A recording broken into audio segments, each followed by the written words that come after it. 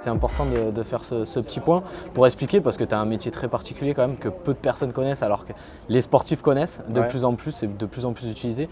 Mais toi concrètement, en quoi ça consiste la préparation mentale pour tous les clients de Tendance.sport? Alors la préparation mentale, en fait, c'est une approche qui va permettre à chacune des personnes de développer et des compétences mentales et des compétences cognitives qui vont leur permettre du coup d'être beaucoup plus adaptés dans le cadre des objectifs qui se sont fixés. Juste un exemple, après on y reviendra, ce que je rencontre moi généralement du coup dans le sport, ça va être ce besoin pour les athlètes de développer ce qu'ils appellent, ou ce qu'on appelle généralement, la confiance en soi.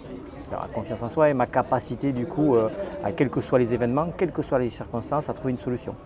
Donc c'est un travail qu'on doit faire en amont, la confiance en soi. Derrière le manque de confiance en soi, évidemment, on va trouver des problématiques qui sont d'ordre plutôt psychologique, c'est-à-dire la manière dont l'athlète a été éduqué, s'est préparé à l'intérieur de son sport. Et du coup, dans le cadre de cette préparation, dans tous les apprentissages qu'il a mis en place, aujourd'hui, il y a des manques qu'il va identifier sous la confiance en soi, qui peut être aussi identifié sous l'estime de soi. Bref, un certain nombre de choses qui se sont structurées autour de croyances, et notamment là, du coup, de croyances limitantes, c'est-à-dire qu'il va penser qu'à un moment donné, il n'a pas les capacités à atteindre ses objectifs, et c'est sur ça, en gros, qu'on va travailler. Ok, très bien, merci pour ces explications. Et d'ailleurs, tu l'as mis en pratique avec Thibaut, l'un de nos sportifs, qui partait, pour rappel, au sommet du Manaslu. Et donc Thierry l'a accompagné dès le début de son aventure.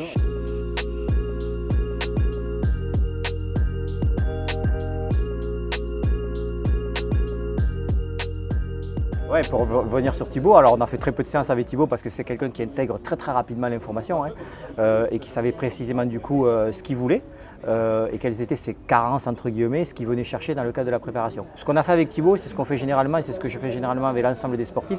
Déjà, c'est quoi le sens que tu donnes à ce que tu fais? Le sport de haut niveau, c'est bien, c'est une partie de ta vie, c'est pas toute ta vie. Et donc la préparation mentale notamment va permettre aux sportifs d'avoir du coup une approche beaucoup plus globale de la pratique qu'il a du sport, d'inscrire cette pratique dans quelque chose de plus large. C'est quoi le sens que tu donnes au sport dans le cadre de tes objectifs privés et professionnels, par exemple. Et donc du coup, tu vas mettre en place des nouveaux apprentissages, de nouvelles compétences que tu vas immédiatement pouvoir transférer également dans l'ensemble de tes domaines de vie. Donc globalement, la préparation mentale va te permettre d'appréhender ton système de fonctionnement, quels que soient les domaines de vie dans lesquels tu es, de façon beaucoup plus sereine. Voilà. Ce que j'ai moi-même utilisé quand j'ai créé Tendance.sport avec mon associé. Et tu parlais des sportifs, mais il y a aussi les clubs. Tu peux accompagner les clubs. Donc, tous les clubs partenaires et clients de Tendance.sport peuvent être accompagnés par Thierry. C'est une approche différente, tu m'expliquais tout à l'heure. Ouais, alors une approche différente. Pas complètement différente. Alors tu le sais, moi j'ai 3 activités principales. Une, ici on est à l'INSEC, pour les gens qui ne savent pas, école de commerce où je suis directeur de programme et j'accompagne notamment donc, les étudiants. Ensuite je coach et je forme dans le domaine de l'entreprise, que ce soit des chefs d'entreprise ou des collaborateurs en entreprise. Et ensuite il y a le sport de haut niveau. Le fil rouge de tout ça, c'est l'accompagnement de la performance. Ce qu'il y a d'intéressant avec le sport de haut niveau, c'est que c'est un laboratoire en fait pour moi. Je vais tester des choses avec les athlètes et du coup tout ce que je mets en place avec les athlètes, je vais le modéliser en termes de formation pour l'utiliser ensuite ou dans le cadre étudiant ou dans le cadre plus professionnel quand c'est des entreprises ou des chefs d'entreprise. Les problématiques que rencontre un chef d'entreprise ou un collaborateur en entreprise sont les mêmes qu'un sportif. On a tous des objectifs et à un moment donné on se pose tous la question suivante, de quelle manière je vais pouvoir y arriver de façon beaucoup plus sereine. Et là on va retrouver des thématiques dont je t'ai parlé tout à l'heure, estime de soi, confiance en soi, gestion du stress, gestion des émotions. On va retrouver toutes ces problématiques-là qui sont à traiter.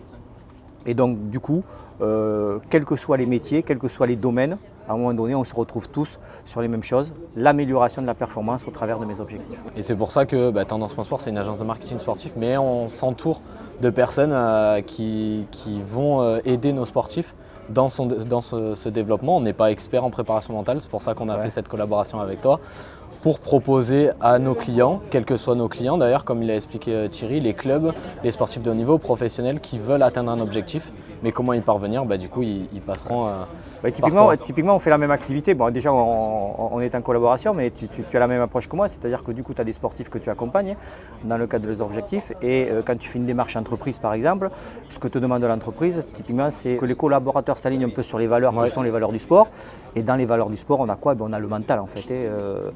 Quand on observe des sportifs qui sont plutôt en réussite, ce qui nous plaît chez les sportifs, c'est le mental en fait, et de quelle manière ils mettent en place un mental qui va leur permettre du coup d'atteindre leurs objectifs. Voilà, on a encore vu ce dont était capable Rafael Nadal au dernier Roland Garros, et depuis 4 ans c'est tout le temps pareil. Moi je dis tout le temps que c'est un modèle en termes de préparation mentale, parce qu'il a cette capacité d'une part à se remettre en question tout le temps, On a bien vu qu'à l'intérieur du tournoi, à un moment donné, les gens ne comprenaient pas toujours ce qu'ils faisaient avec ces bouteilles.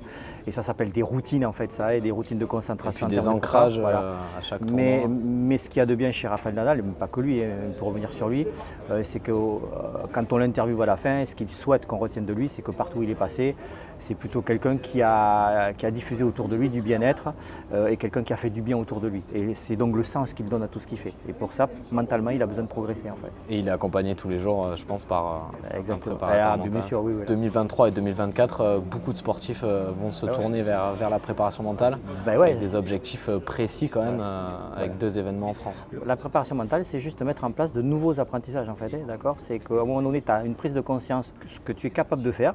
Tu as pris conscience des apprentissages que tu as mis en place et tu te rends compte qu'à un moment donné, tes apprentissages ne te suffisent plus à progresser. Donc dans le sport, pratiquement, et typiquement, quand on fait de la préparation physique, qu'est-ce qu'on fait tous les jours en fait ? On a cette capacité, parce qu'on a un préparateur physique à côté de nous, de remettre en question du coup une partie technique de nos apprentissages et de la modifier si besoin. Aujourd'hui, on va le faire au niveau mental de la même manière. Et c'est complémentaire avec la préparation physique. Oui, c'est complètement complémentaire. L'un ne peut pas se faire sans l'autre. C'est pour ça qu'aujourd'hui, plus qu'avant, j'arrive à collaborer avec des préparateurs physiques ou des managers où il y a encore 2-3 ans, c'était plutôt difficile. C'était difficile. Même l'évolution du marché en général. En France, il y a un certain retard à ce niveau-là. Il y a de plus en plus de sportifs, de clubs et de fédérations qui font appel à des gens comme toi, des préparateurs mentaux.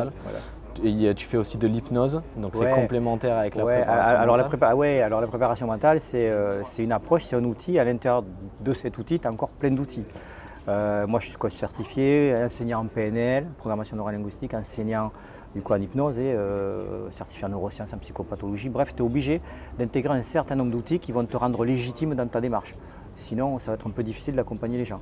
Donc l'hypnose, c'est un des outils que j'utilise et c'est un outil hyper puissant en fait, parce que c'est un outil qui te permet quoi en fait, à un moment donné, de te concentrer, de te focaliser sur un geste typiquement technique en particulier par exemple, et l'hypnose va te permettre dans un état qu'on appelle un état modifié d'avoir accès à l'information de façon beaucoup plus rapide.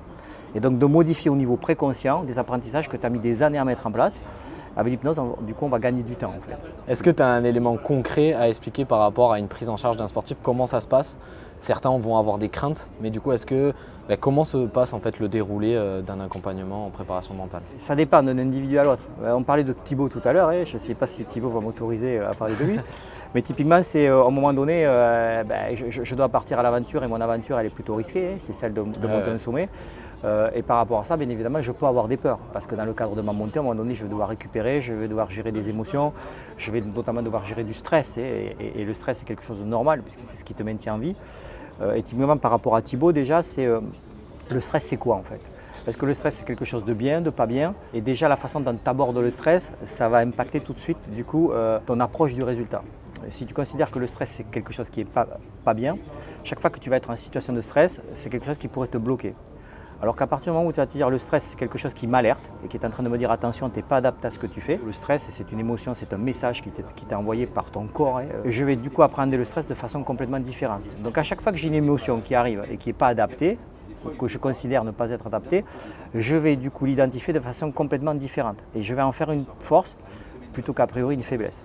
Voilà. Donc c'est complémentaire et la préparation mentale te permet d'avoir de la conscience, de la connaissance, donc de l'intelligence sur un environnement interne et externe qui est beaucoup plus complexe que ce qu'on croit en fait. Cela rejoint complètement les valeurs de Tendance Sport avec mon slogan, un objectif, votre histoire. Ouais. C'est que tu t'adaptes complètement aux sportifs et aux clients que tu accompagnes. C'est que ça en fait.